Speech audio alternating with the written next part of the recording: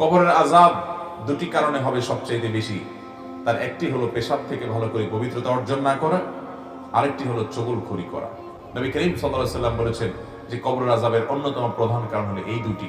এই চুগলখোর ব্যক্তি নাম্মাম, সে জান্নাতে প্রবেশ করবে না। নবী সাল্লাল্লাহু আলাইহি ওয়াসাল্লাম বলেছেন লা ইয়াদখুলুল জান্নাতা নাম্মাম।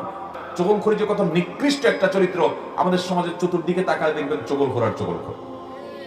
আপনার সামনের কাছে যায়, আপনার সামনে যায় আপনার কাছে ভালো সাজবে, আবার আরেকজন কাছে যায় তার কাছে ভালো সাজবে, আছে না নাই? এই চুগলখড়ির চরিত্র কোন ইমানদারের মধ্যে থাকতে পারে? ইমানদার সব সময় অন্যের কল্যাণকামী হবে। আল্লাহ রাব্বুল আলামিন বলেছেন ইন্নামাল মুমিনুনা ইখওয়াহ ফাআসলিহু বাইনা আখাওয়াইকুম।